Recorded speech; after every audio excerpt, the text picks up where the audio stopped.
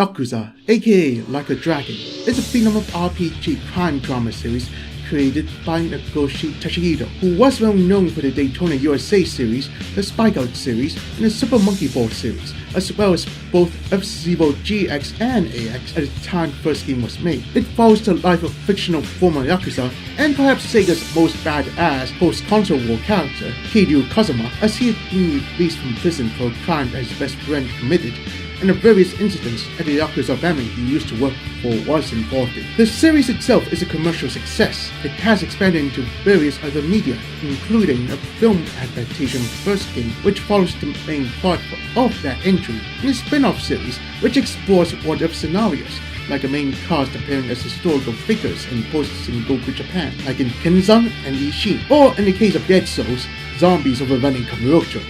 along with the crossover appearance of the Dead Soul cast in the Japanese version of Binary Domain, and Kiryu and Majima Goro in Project Crosszone 2 alongside fellow Sega beat-em-up character Axel Stone from the Streets of Rage series. Anyway, this review is for the fourth entry of the series, which brought in a new style of storytelling while being true to the gameplay of the series overall. So expect some spoilers for the first three entries. Yakuza 4 is obviously the fourth main entry of the series, and the first entry of the series in which Kiryu is not the sole main character, as he was joined by three new characters, giving players a whole new perspective of the incident of the game. New fighting styles for players to master when engaging in combat situations.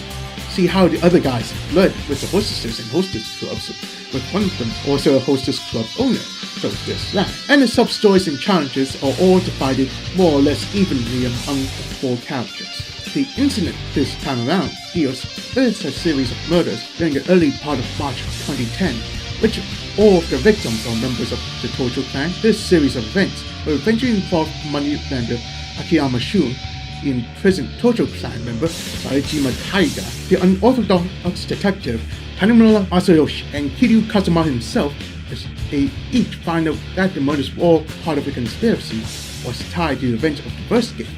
and the event that lead up to Saejima's arrest and imprisonment. The gameplay is still the same as in the previous Yakuza games, as it can explore Kamurocho like usual, battle enemies who are looking for a fight, complete sub-stories, take on various challenges, gambling to earn some cash, flirting with the hostesses, taking them out on dates, playing arcade games, and playing through the main story. It should be noted that certain characters can only partake of few aspects of the game, like Akiyama has a challenge associated with running a hostess club, as he is also a club owner. Saejima can train fighters for the Coliseum in Purgatory. Tanimura can solve minor crimes that pops up now and then, and get himself involved in a cold case and in an international one. And Kiryu has the privilege of beating up various gangs that have been trying to take over Kamurocho ever since the end of the last entry. The four main characters' fighting styles are based on different aspects of their lifestyles, as Akiyama usually don't get his hands dirty as he used to work in a bank, but make up for it with strong kicks.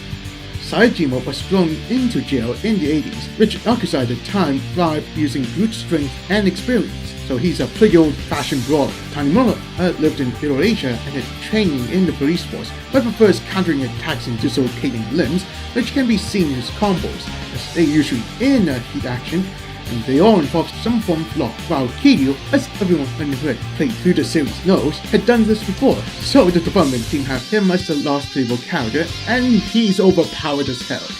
as he still has most of his moveset in Yakuza 3, and after buying some key items, he also gets to use Kiryu Kazumanosuke's heat actions from Kenzan, so he can cut down a few thugs while he's carrying a sword. The leveling system is also remained the same, as each time your character level up, you gain 3 soul points, which can be accumulated and be used to learning new skills and abilities. However, you can also strengthen your attacks and earn even more abilities by completing some of the sub-stories, challenges, and discovering revelations to make your playthroughs easier, especially with the newcomers, while Kiryu himself will just get stronger.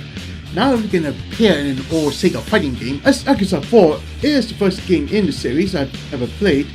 I can see why Shenmue fans can call for the series as a spiritual successor to the Shenmue series. However, I consider it as a successor to Sega beat-em-ups like Streets of Rage and Dynamite Cop, presents Shenmue's morphin RPG with Virtua Fighter-inspired battle system, while Yakuza is a beat 'em up with RPG elements,